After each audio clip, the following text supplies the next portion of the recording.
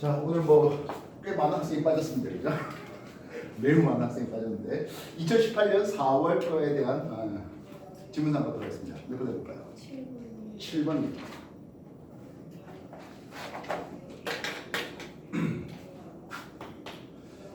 그림과는 수평면에서 등속 운동하는 공 A, B가 각각 발로부터 수평 방향의 힘을 받아서 정지한 모습을 나타낸답니다. 질량은 A가 B가 서로 같은 질량이래요. 그럼 나는 가에서 AB의 운동량의 크기를 시간에 나타냈습니다. X축 시간의 X축 시간에 대해서 Y축 운동량을 봤는데요. A가 2P래. 지금 A하고 B의 공은 어떻습니까? 하면 질량이 서로 같잖아요. 그치? 근데 A가 2P인데 B는 P의 운동량을 가지고 있답니다. 결국엔 A가 2V 속력이었다면 이대로 쓸까? A가 2V 속력이었다면 B는 V의 속력으로 왔기 때문에 처음에 2P와 P의 운동량 차이를 가지게 될 것이겠습니다. 이해됐습니까? 근데 그로부터 등속하다가 A는 요렇게 운동량이 감소했고요. A 운동량이 감소했고요. B는 운동량이 이런 식으로 감소한 것을 볼 수 있었습니다. 지금 색깔 보면 되겠습니까? 물리원에서 굉장히 중요한 공식이라는 게 뭡니까? 하면 임펄스 I 충격량은 힘과 시간이 곱인데 그게 뭐다? 운동량의 변화였다 했습니다. 좀 전에 A는 2P의 운동량이 감소했고요. 반면 B는 P의 운동량이 감소한 것을 볼 수 있습니다. 따라서 충격량은 이게 2I고요. 얘는 I의 운동 충격량을 볼 수가 있습니다. 충격량은 2배의 차이를 보게 됩니다. A가 충격량이 2배 더 컸다라고 볼 수 있다고요. 알겠습니까? 지금 뭐 T1 이전에 했어요. 여기가 T1 이전에 각각 등속도로 2V 대 V의 속력을 날라오고 있었던 했습니다. A 속력이 B보다 2배 더 크잖아, 맞죠? 두 번째, T1부터 T2까지. T2가 어디까지입니까? 왜 여기까지가 T2예요? A가 받은 충격량의 크기는 T1부터 T3까지 B가 받은 충격량의 크기보다 했습니다. 여기보다 T3까지입니다. 예, 충격량이 몇 배 차이 난다고? 2배 차이 났죠. 확인됐습니까? 2배 차이 났었습니다. 왜냐하면 운동량의 변화의 크기가 2배 차이 났기 때문에 그렇습니다. 그래서 A가 받은 충격량의 크기는 B가 받은 충격량의 크기보다 몇 배 더 크다? 2배 더 크다라고 해야 되겠습니다. 알겠습니까? 그렇다면 T1부터 T2까지 A가 받은 평균 힘의 크기는 T1부터 T3까지 B가 받은 평균 힘의 크기보다 했어요. 충격량 힘과 시간의 곱인데요. 얘는 시간이 짧은 시간 만에 반면 B는 상대적으로 훨씬 더 긴 시간 동안 걸렸잖아요. 아니, 충격량이 큰데 시간이 짧다는 것은 충격의 크기가 훨씬 더 크겠죠 하겠습니다. 이해했습니까? 그래서 A가 받은 평균 충격량이 훨씬 더 커요가 맞죠. 만약에요 요 걸린 시간과 이 걸린 시간이 같은 시간이라고 한다면 해볼게요. 얘는 T 걸리고 얘는 2T 걸린다면 얘는 2F의 힘에 대해서 얘는 2분의 F에 대해서 이렇게 쓸 수 있습니다. 알겠어요? 만약에 T1부터 T2까지의 시간과 T2에서 T3 시간이 서로 같다면 또는 공이 멈출 때까지 시간이 A가 T, B는 2T 걸렸다고 한다면 힘은 몇 배? 4배 차이 나요 라고 할 수도 있겠네요. 이해됐어요? 그래서 요 공식 한 줄 써놓고 시작해달라 하는 부분이야. 알겠습니까? 이해나요? 그래서 여기는 이제 그냥 단순하게 누가 더 큽니까? 였던 질문이었다면 만약에 몇 배 더 큽니까? 라고 했었다면 요 공식을 넣고 4배 차이 나는 힘의 차이, 2배 차이 나는 충격량의 차이 이런 것으로 답해 줄 수 있어야 되겠습니다. 이해됐어요? 지금 항상 크기를 했으니까 절대치추하는 거예요. 7번 해봤고요. 또 다른 질문 뭐 있을까요? 8번 문제예요. 8번 문제는 전자기 같은데요. 그림 가와 같이 종이면에 수직으로 고정된 무한히 긴 직선도선 A, B가 있었습니다. 전류에 의한 자기장에 의해 점 P에 놓인 나침의 N극이 동쪽으로 세타 1만큼 회전했답니다. 지금 이쪽으로 북쪽이에요. A 도선 이쪽에 있었거든요. 근데 나침판이 어떻게 되어 있습니까 하면 세타 1만큼 이렇게 세타 1만큼 가 있습니다. 왜 그래요 하면요. 어차피 북쪽을 향하는 무슨 자기장이 있었다? B. 지구에 의한 자기장이 있었다. 그래서 전류에 의한 자기장이 없었다면 당연히 나침반 N극은 북쪽을 향합니다. 엄밀히 말하면 자북극이겠지만은요. 그지? 됐습니까? 근데 뭐가 있어야 됩니까 하네요. 오른쪽을 휘게 만드는 요 힘이 있어야 되겠네요. 요 자기장, 요 B 자기장이 있어야 됩니다. 전류에 의한 자기장입니다. 전류의 자기장이 오른쪽을 향하겠습니다. 뭐 필요하다면 이쪽을 북쪽으로 삼았으니까 이쪽은 동쪽이겠죠. 되겠나요? 어떻게 해야 될까요? A의 전류가 이렇게 나와야 전류 잡고 자기장 잡아야 되겠습니다. 즉 A 도선에 흐르는 전류는 지면 뚫고 나오는 방향이에요. 전 세계에서 공용으로 쓰는 게 이렇게 하면 지면 뚫고 나오는 거거든요.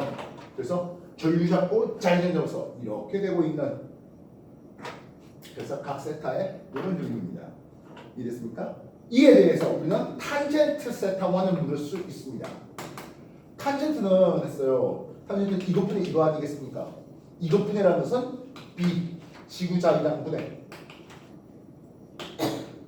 B 전류에 의한 자기장 이렇게 쓸 수 있습니다. 탄젠트 세타입니다.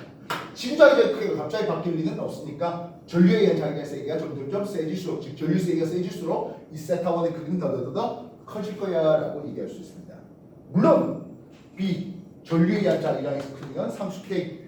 물리원에서는 이 상수 K를 가르치지 않았는데 우리는 이미 이 상수 K에 대한 정보를 가르쳤습니다. 2 곱하기 10의 마이너스 7승 단위는 테슬라 암페어 퍼 미터. 안 됐었나? 안 됐었네요. 예. 미터 퍼 암페어 이렇게 쓰고 있는 단위입니다.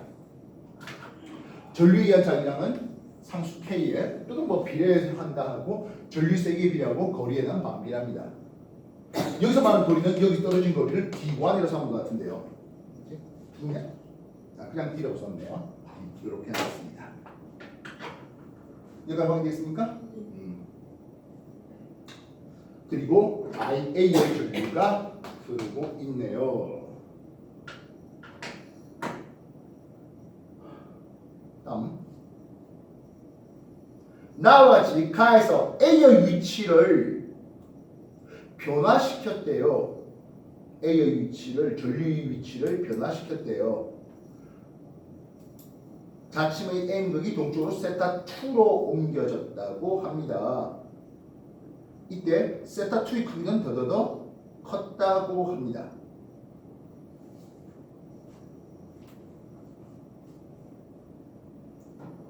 이 상황에서 어떻게 바꿨습니까 하네요.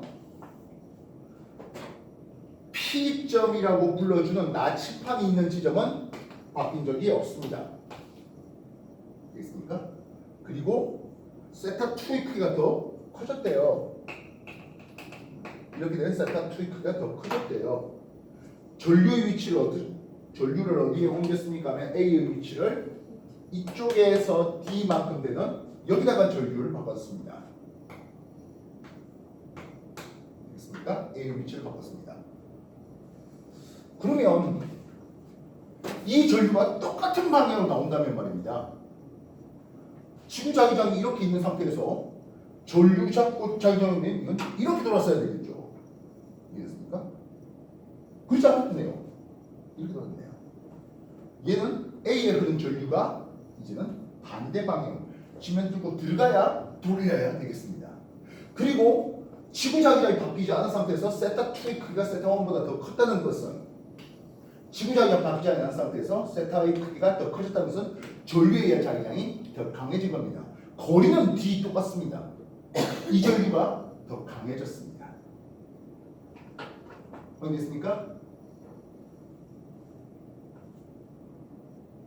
어?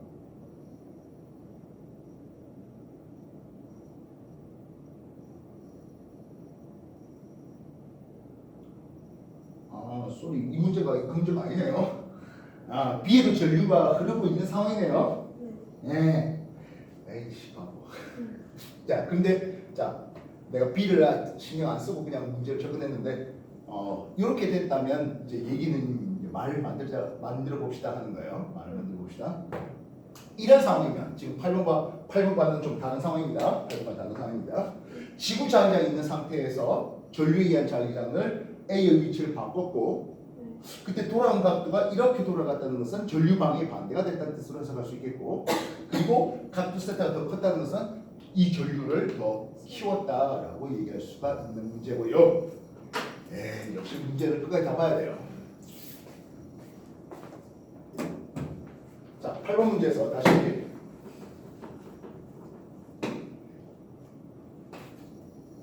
8번 문제에서 A하고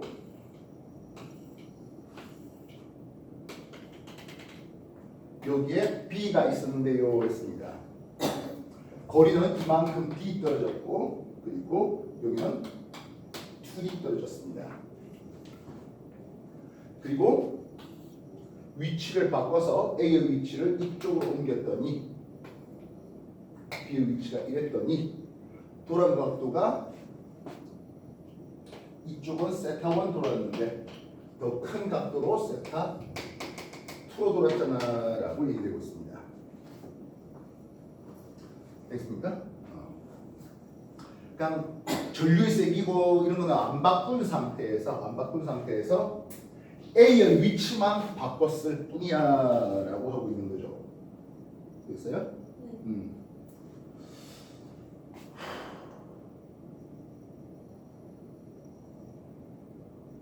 지금 이 상태보다 이 상태가 더 돌게 만든 건 A의 전류 방향이 뚫고 들어갔기 때문이라고 생각될 수 있는데요.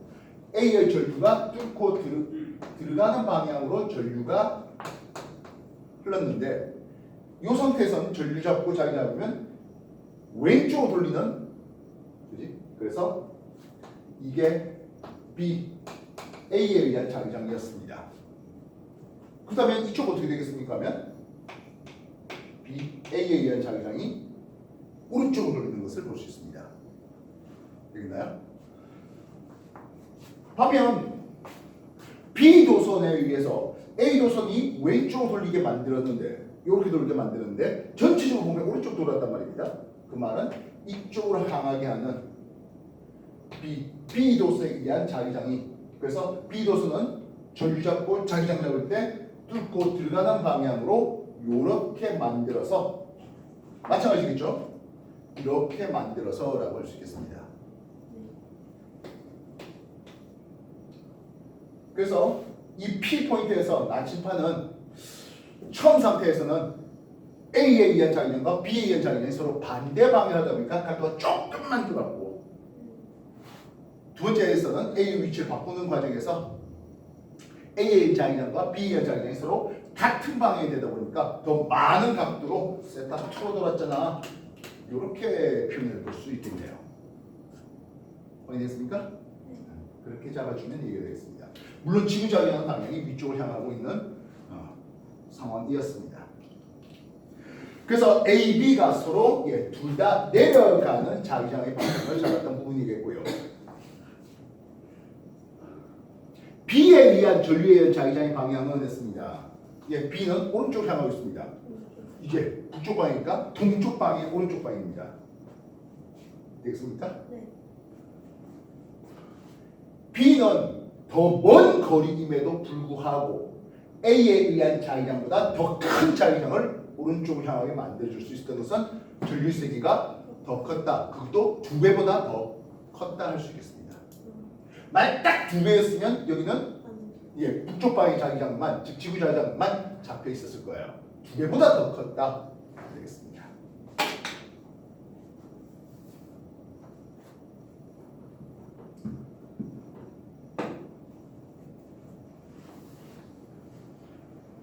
이해됐어요?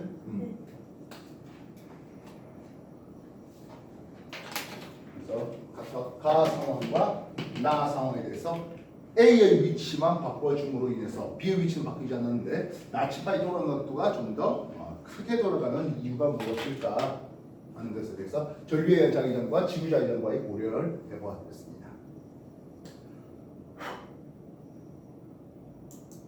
여기서 B 생각 안 하고 그냥 문제 좀 했는데요. 자, 또 다른 질문 해볼까요? 13번 문제.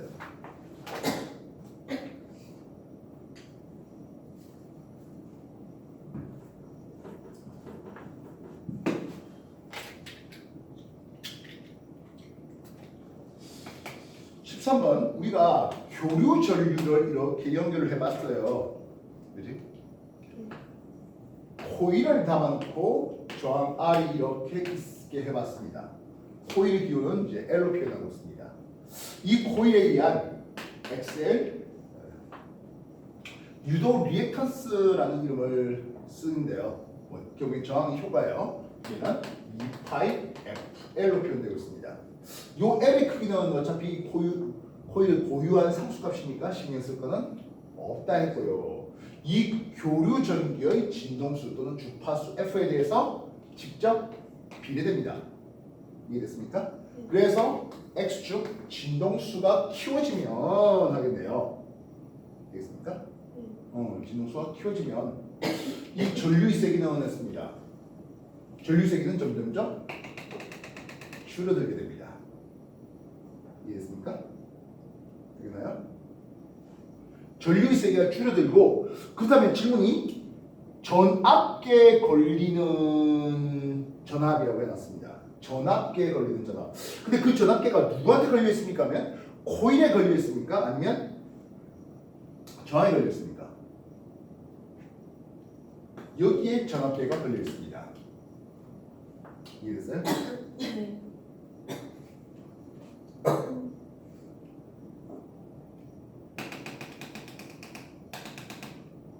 V 저항에 걸리는 전압을 한번 생각해 볼까? 진동수가 커지면 저항의 전압이 크게 걸릴까요? 작게 걸릴까요? 전류 세기가 점점점 약해진댔잖아요. 여기에 흘러간 전류 곱하기 저항이 VR이 됩니다.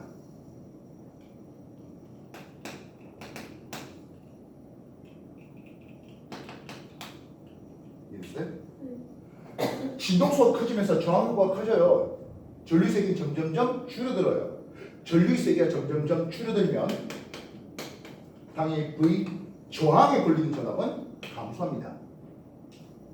근데 똑같은 전압인데 저항이 작게 먹으면 얘는 코일에 걸리는 전압은 했습니다. 뒤에서 작게 먹어요. 앞에서 많이 먹지 해야 되겠습니다. 그랬더니 이해되겠어요? V L은 하겠습니다. 이해됐습니까? 네. 그래서 우리한테 주어진 그림을 보면 X축 진동수에 대해서 Y축 전압계에 걸리는 전압 V를 그렸는데요. 이렇게 그린 X가 누구다? X가 코일이었다라고 하겠습니다. 확인했습니까?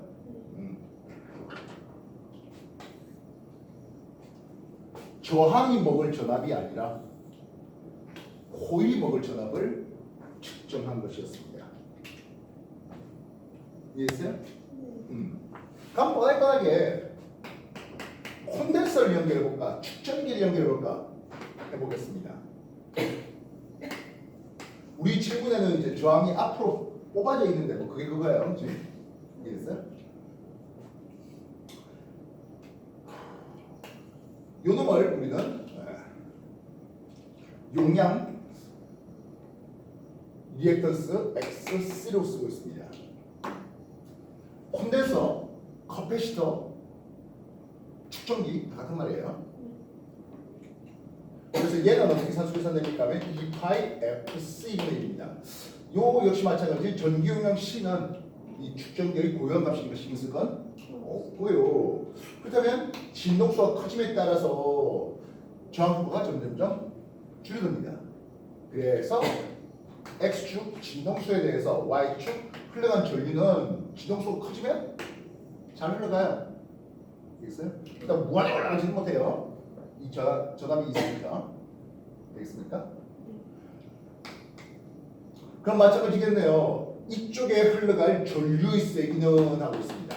이게 V 저항이 걸리는 저담이 되겠죠. 이해됐습니까? V 저항이 걸리죠. 전류 세기가 커짐에 따라서 이렇게 커집니다. 근데 우리한테 물은 건 뭡니까 하는 거예요. 축전기에 걸릴 전압은 이런 질문이죠. 전류가 잘 흘러가면 갈수록 얘가 전압이 크게 걸리면 얘는 전압이 작게 걸린다 하는 거예요. V 콘덴서에 걸릴 전압은 이렇습니다. 색깔 구분한 이유 알겠죠? 그래서 마찬가지 우리한테 주어진 그림에서 이렇게 간 게 Y라고 되어 있는데요.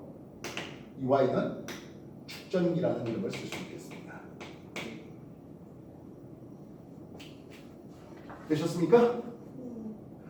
기억, 축전기는 진동수가 작은 교류를 잘 흐르지 못하게 한다.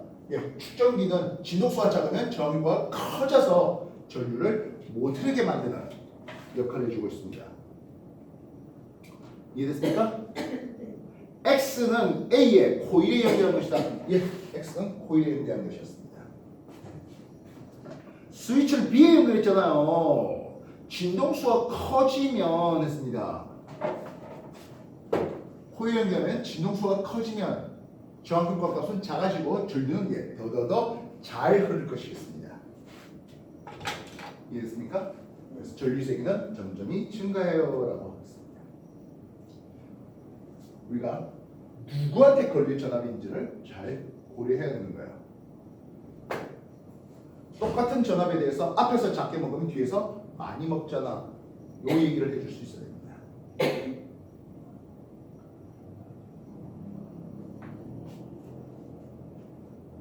좀 해주십시오.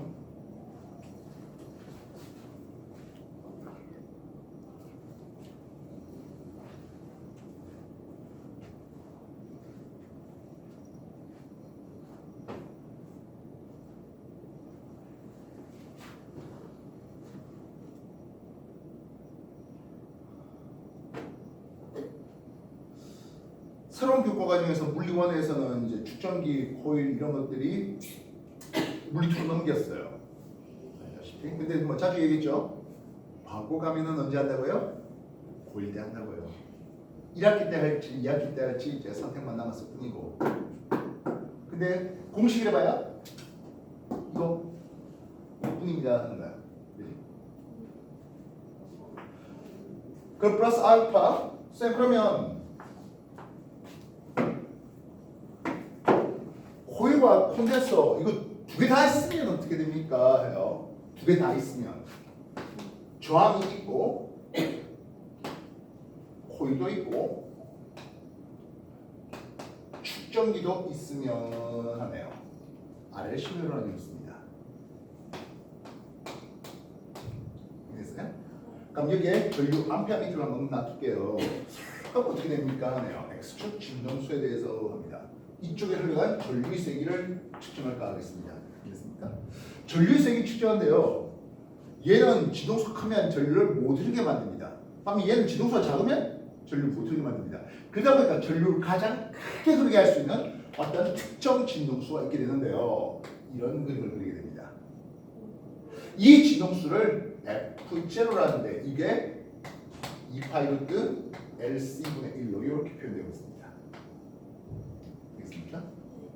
즉 XL 값과 XC 값이 서로 같을 때가 되는데요. 쌤 당신 저항효과라며 어차피 저항효과면 계속 더하기 해야 되는 거 아니니? 라고 할 수 있지만 이게 90도 앞에서 나옵니까? 뒤에서 나옵니까? 이 차이가 좀 있어요. 그래서 이런 RLC 회로에서는 R은 이렇게 수직으로 세워줍니다. 왼쪽으로 XL과 오른쪽으로 XC를 보는데 그래서 XL과 XC가 서로 같아버리게 되면 합성된 임피던스 Z라고 표현하는데요. 루트 R 제곱 플러스 XL 마이너스 X의 제곱 이렇게 쓰고 있습니다. 만약에 요 정도가 XL이고 이렇게가 XC가 된다면 합성하면 요 크기가 이제 XC 마이너스 XL 되겠죠? 그렇게 해서 이렇게 합성되는 겁니다. 물론 XL부터 보면 이렇게 합성되겠죠.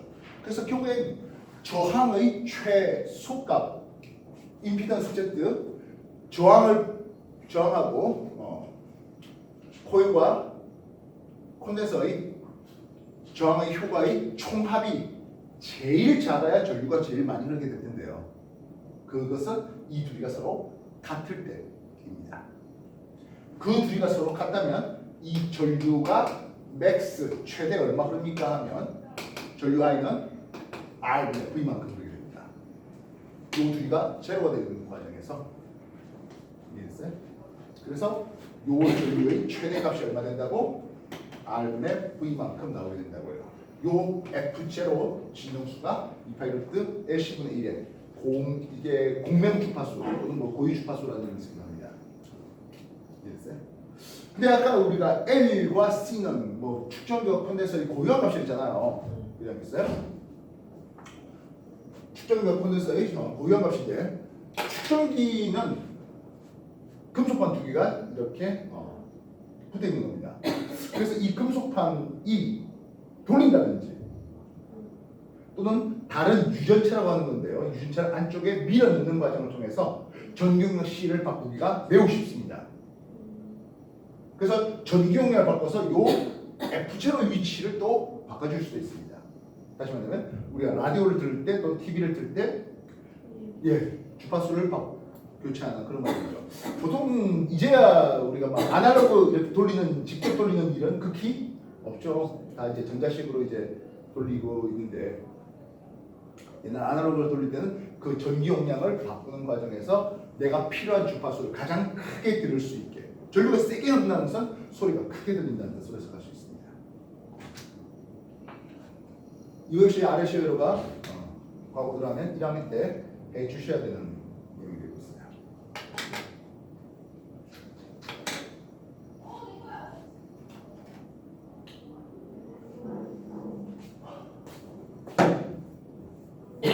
자, 또 어떤 질문 해볼까요? 10번이요.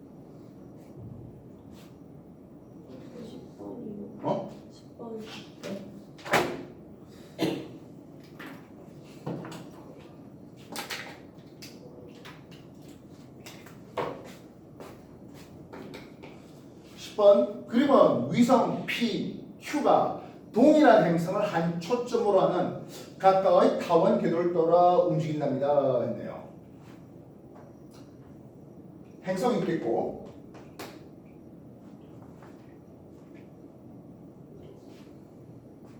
거리 R에 따른 가속도의 크기입니다. 자, 어차피 우리가 맨날 하는 게 뭡니까 하면 F 구심력은 F 만유인력으로 걸립니다 하는 거죠. 확인됐습니까? M R분의 V 제곱은 M 다시 G의 거리 R 제곱의 라즘 스몰이 됩니다. 근데 Y축이 뭡니까 하면 가속도라고 했잖아요. F 이꼴 MA 할 때의 이 가속도입니다. 확인됐습니까? 결국에 우리가 말하는 이 원하는 Y축의 가속도는 이걸로 나타내지게 됩니다.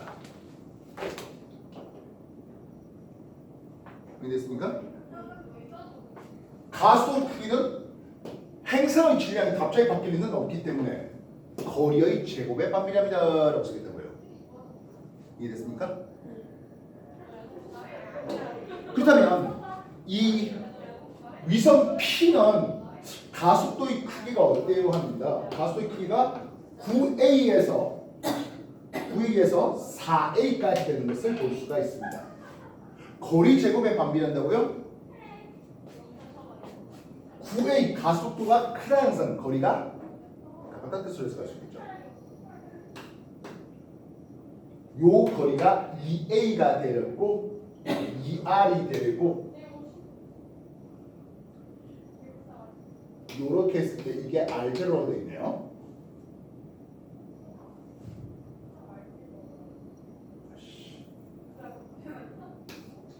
R0가 됐을 때 9A가 되고 4A가 될 때 이런 그림이 나오고 있습니다. 이게 위성 P입니다. 가속비가 9대 4가 됐다는 것은 거리비는 2R 대 3R을 가지고 움직이는 게 이게 위성 P가 되어야 합니다. 요 놈을 우리가 R0로 삼았다는 것은 이건 1.5의 R0로 삼을 수 있습니다.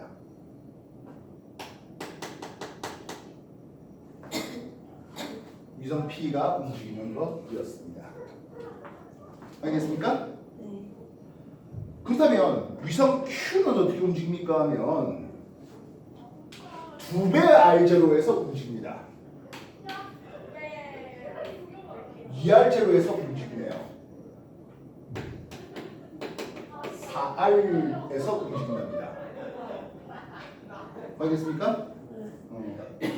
거리가 4배가 되면 얘보다 4배가 거리가 2배가 더 늘었죠. 그래서 4분의 9A의 가속도를 가지고 움직이게 됩니다. 예, 4분의 9A라고 적어놨죠. 위성 Q는. 위성 Q는. 그리고 3R0만큼 움직였습니다. 3R0는 무슨 경우엔 9R만큼 쓸 수 있겠죠. 되겠습니까? 네. 3R0 6R이지. 1.5R0가 3R이었습니다. 이건 6R이네요. 그렇죠? 되겠습니까? 2R짜리보다 6R짜리 거리가 3배 더 늘어났으니까 가속 크기가 A만큼으로 줄어드는 것을 볼 수 있죠. 되나요? 위성 Q는 이렇게 움직입니다. 그래서 P는 R0의 1.5R0, Q는 2R0의 3R0 이렇게 움직이는 과정이에요. 됐습니까? P의 운동 에너지는 됐습니다. 당연 운동 에너지는 거리가 가까울 때 속력이 빨라지겠고요. 그래서 R0에서 가장 크다. 예, R0 가장 가까운 거리였습니다. 되겠습니까? Q의 긴 반지름은 3R0입니까 했어요. 말했지만 행성에서 원점까지의 거리를 우리는 장반지로 삼지는 않습니다.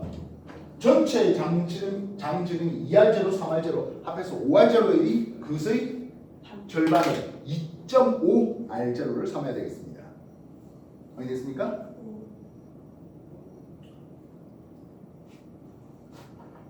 그러면 Q는 다시 P의 장지름을 물을게요. P의 장지름은 R0는 1.5R0 합해서 얼마? 2.5R0를 삼고 있고요. Q의 장지름은 2R0, 3R0를 했으니까 5배의 R0를 삼습니다. 장지름이 2배 차이 나는 것은 장반경 역시 2배 차이 납니다. 케플러 제3법칙 주기의 제곱은 장반경의 3승에 비례한다 했으니까 T는 R√R에 비례되겠고 장지름 2배, 장반지름이 2배, 주기는 2√2배가 되어야 합니다. 뒤은 얘기가 그래서 맞다 되겠네요. 되겠습니까? 그래서 요 공식 역시 한 줄을 써놓고 시작하면 좋겠습니다. 구심력과 만유력과의 관계, 그리고 에피골 MA 하면서 구심 가속도는 거리 제곱에 반비례합니다 라는 것을 미리 써놓고 시작하면 좋겠습니다. 되셨나요?